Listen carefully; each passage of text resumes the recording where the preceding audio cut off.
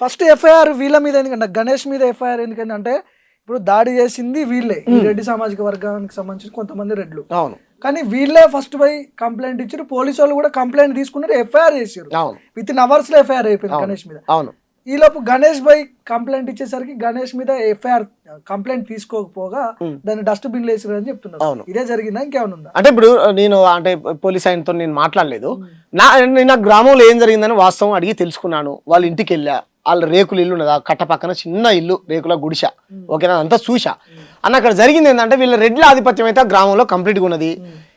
అక్కడ ఉన్నటువంటి SI Reddy, CI Reddy, ACP Reddy, sarpanch Reddy, MLA Reddy, MLC Reddy, ముఖ్యమంత్రి రెడ్డి. 40-50 కిలోమీటర్లు ఉంటది కొండారెడ్డిపల్లి ముఖ్యమంత్రి గ్రామం దగ్గర. 40-50 కిలోమీటర్లు ఉంటది. వీళ్ళందరూ రెడ్లు నల్లమెల్ల పెద్ద పులి అని చెప్పుకుంటాడు ఈయన. మరి ఈ నల్లమల్ల పెద్ద పులి అండదండలు చూసుకొని ఇక్కడ ఉన్నటువంటి చిన్న పులులు మొత్తం బలహీన వర్గాలు, వాళ్ళు మాదిగోళ్ళైనా, సాకలోళ్ళైనా, కుమ్మరోళ్ళైనా, మాలోళ్ళైనా వీళ్ళ కింద బానిసలుగా బతకాలి. అరే ముఖ్యమంత్రి చుట్టాలంట వాళ్ళు, ముఖ్యమంత్రి చుట్టాలంట. తర్వాత ప్రజా సంఘాల నాయకులు పోయి పెద్ద ఎత్తున ఆ పసిపాపం తీసుకొని రోడ్డు ఎక్కిన తర్వాత ఇదంతా పెద్దగా ప్రచారంలోకి వచ్చింది. హోంమంత్రిగా ఉన్నాడు. నా బాధ ఏంటంటే పోలీస్ స్టేషన్లల్లా రెడ్డి సిఐలు, రెడ్డి ఎస్ఐలు, రెడ్డి ఏసీపీలు, రెడ్డి సిపిలు, ఇంకా ఎన్ని నిన్నగాక మనం చూసినాం. మన కర్ల రాజేష్ను కోదాల్లో చంపేశారు, అక్కడ కూడా రెడ్డినే కదా. అంతకుముందు మరియమ్మని చంపేశారా, అక్కడ కూడా రెడ్డినే కదా.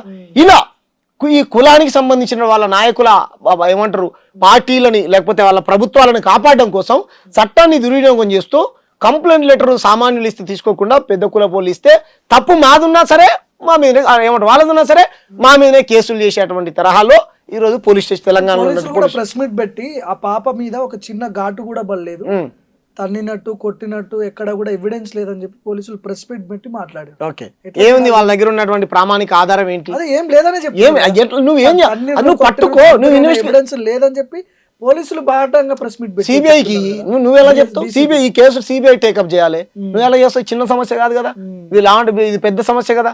నువ్వు మీ పోలీసు వాళ్ళు ఎవరు నిర్ధారించడానికి మీరు కాదు కదా. అరే చిన్న పాప అన్న, 2 నెలల పసిపాప, గట్టిగా ముక్కు మూసినా కానీ ఇట ముగినా చచ్చిపోయింది. నువ్వు కాలుతో తన్నడం వల్లనే చచ్చిపోయిందని వాళ్ళ కుటుంబ సభ్యులు చెప్తా ఉన్నారు కదా.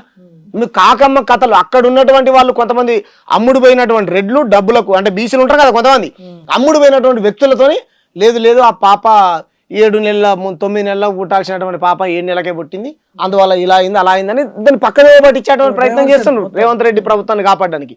కాబట్టి ఇది 100కు 200% రెడ్డి కుల దురహంకారంతోనే చేసినటువంటిది. కాబట్టి అక్కడ ఇంకా వాళ్ళు న్యాయ పోరాటం చేస్తారు. నిజంగా ఆయనకు స్వార్థమే ఉంటే కనుక ఆయన ఎమ్మెల్యేగానో ఎంపీగానో లేకపోతే ఆ సర్పంచ్గానో ఆ ఊరిలో ఉన్నటువంటి రాజకీయాలలో ఇన్వాల్వ్ అయ్యి పోటీ చేయడం కోసం ఉన్నటువంటి వ్యక్తి కూడా కాదు కదా. మీ దగ్గర కూడా పని చేసినట్ట, వాటర్ ప్లాంట్ ఉందంట వాళ్ళకి. ఇక్కడ హైదరాబాద్లో వాటర్ ప్లాంట్ ఉంటే దాంట్లో ఏదో పని కూడా చేసేటువంటి ప్రయత్నం చేశాడంట. చిన్న కుటుంబం వాళ్ళది, వాళ్ళ మీద మీ ప్రతాప్, వాళ్ళ మీద కాదు మీ ప్రతాపం. కాబట్టి మీరు దేవుడి పేరుతో దందాలు చేస్తారు, చందాలు వసూలు చేస్తారు. మీ రేవంత్ రెడ్డి అండదండలు చూసుకొని ఇలా సామాన్యుల ప్రాణాలు తీస్తారు. మళ్ళా ఉండదో లేదో ఎన్ని కేసులలో తెలిసారు మీరు? జరిగిన తర్వాత కూడా సర్పంచ్ కూడా కొన్ని మాటలు అన్నాడంట, మేమంతా కూడా ముఖ్యమంత్రికి సంబంధించిన మనుషుల మీద మమ్మల్ని ఏం చేయలేరు, ఏం పీకలేరు, లిటరల్ గా ఏం చేసుకుంటారో చేసుకోపోండి, పోలీసు వాళ్ళు మనోళ్ళే, ముఖ్యమంత్రులు మనోళ్ళే, అందరు మనోళ్ళే, అవును మీరేం చేయలేరని లిటరల్ గా వాళ్ళు అవమానించడం జరిగిందంట కులం పేరుతో చూసి. సో ఇట్లాంటి ఇంకా ఎన్ని రోజులు మనం చెప్పుకోవాలి? ఈ సమస్యని మేము రాష్ట్ర వ్యాప్తంగా తీసుకెళ్తాం. అందుకే మేము చెప్పాము, రేవంత్ రెడ్డి ఖబర్దార్, తెలంగాణ ప్రజలు నీ చెడ్డీ కూడా తీసుకొట్టుడు పక్క. ఎందుకనంటే నువ్వు నీ రాహుల్ గాంధీ ఏమో రాజ్యాంగాన్ని పట్టుకొని దేశం అంతా తిరుగుతాడు, ఒక పక్కన బీజేపీ పాలిత రాష్ట్రాలలో మా బడుగు బలైన వర్గాల మీద దాడులు జరుగుతాయి, దాన్ని మాత్రం మీరు ఖండిస్తారు, మాట్లాడతారు. మరి మీరు చేసేటువంటి దాడులు, మీ రెడ్డి పాలనలో మీరు చేసేటువంటి దాడులు, దుర్మార్గాలు ఈ రకంగా నువ్వు చేసుకుంటూ పోతే ఇది పరిపాలన ప్రజాస్వామ్యం అనబడదు కదా. ఎన్ని రోజులు కొట్లాడతారు బీసీలు అయినా కూడా, అందుకే ఎన్ని రోజులు పోరాటం చేస్తారు? ఇప్పుడు 2 రోజులు చర్చ పెడతారు, తర్వాత మర్చిపోతారు కదా. సరేనా, ఇప్పుడు మా ప్రయత్నం మేము చేస్తున్నాం. అక్కడికి ఎస్సీ సంఘాలు పోయినాయి, బీసీ సంఘాలు పోయినాయి, లేకపోతే రకరకాల బహుజన ఐడియాలజీతో ఉన్నటువంటి పార్టీలు పోయారు, నాయకులు పోయారు, మాలాంటి సామాజిక కార్యకర్తలు పోయారు, మీలాంటి బాధ్యత కలిగిన జర్నలిస్టులు పోయారు. ప్రపంచానికి అక్కడ ఏం జరుగుతుందో వాస్తవం చూపిస్తా ఉన్నారు. కాబట్టి ప్రజలు చైతన్యమై రెడ్డిలకు ఓట్లు వేయం, మేము వెలమలకు ఓట్లు వేయము, మేము ఓట్లు వేసుకుంటాం మీరే అన్నారు కదా. ఇప్పుడు ఆయన చెప్పిందే కదా నేను చెప్పింది, కింది నుంచి పైదాకా మొత్తం వెలుబోళ్ళను పెట్టుకున్నాడు. కాబట్టే ఈరోజు ఈ రాష్ట్రంలో ప్రజాస్వామ్యం లేదని అప్పుడు అన్నాడు. మరి కింద నుంచి పైదాకా నువ్వు కూడా రెడ్లను పెట్టుకునేది వాస్తవమే కదా. డీజీపీ రెడ్డి, ముఖ్యమంత్రి రెడ్డి, ఏసీపీ రెడ్డి, నేను ఇంతకుముందు చెప్పిన మొత్తం రెడ్లే. ఆ ఇలాకా కూడా ఉమ్మడి మహబూబ్ నగర్ కి సంబంధించిన ఇలాకా అది. అక్కడ ముఖ్యమంత్రి కొండారెడ్డిపల్లి 40 కిలోమీటర్లు ఉంటాయి. మొత్తం కాంగ్రెస్ ఎమ్మెల్యేలు ఉంటారు. అవును అవును. సో ఆ ప్రభావం ఖచ్చితంగా ఉంటది కదా, ఆ బలంతోనే వాళ్ళు రెచ్చిపోతున్నారేమో. అది ఇప్పుడు చాలా హత్యలు కూడా చేస్తున్నటువంటి ఇది ఉన్నాయన్న వాళ్ళు. ఇప్పుడు ఎవరికి తెలియకుండా రాజకీయ మదంతో, అంటే రాజకీయ అండదండలు చూసుకొని గ్రామంలో మమ్మల్ని ఎవరు చేయడు, ఏ పోలీసుడు మమ్మల్ని ఏమన్నాడు, ఏ ప్రభుత్వ అధికారి మమ్మల్ని ఏమన్నాడు, మా దగ్గరికి అసలు కానిస్టేబుల్ కూడా రాడంట వాళ్ళ ఇంటికి వచ్చాడంటే భయపడ.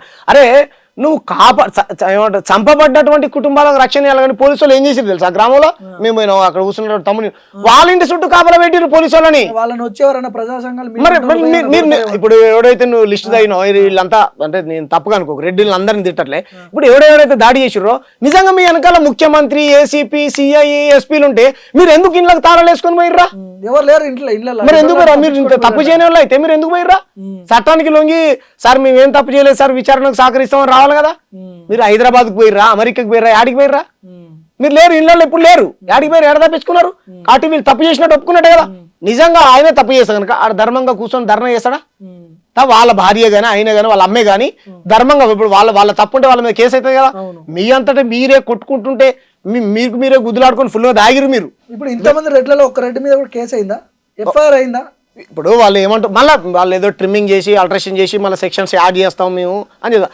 వాడు చంపిండు కదా. ఇప్పుడు కుటుంబం వాళ్ళ అమ్మ ఏం చెప్తుంది స్పష్టంగా, వాళ్ళ నాయన కూడా చెప్తాడు, కాలుతో తనడం ద్వారానే మా పాప చనిపోయింది అని చెప్తారు కదా. అంటే మర్డరే కదా. మర్డర్ చేయడానికి ప్రయత్నించడం కాదు, మర్డర్ చేసిండు. కాబట్టి వాళ్ళందరి మీద మర్డర్ కేసు పెట్టాలి. వాళ్ళందరి మీద మర్డర్ కేసు పెట్టి మీరు రిమాండ్కి పంపించాలి. తర్వాత మీరు ఛార్జ్ షీట్ వేస్తారా, ఎంక్వైరీ చేస్తారా, ఇన్వెస్టిగేషన్లో ఏది తెలుస్తే దాన్ని మీరు చేయండి. కానీ మీరు వాళ్ళని పట్టుకోకుండా నలుగురు దొరికిర్రు, ఇంకో ఆప్స్కాండ్ అక్కడ ఉన్నారు ఇక్కడ ఉన్నారు అని అంటే ఏమన్నట్టు?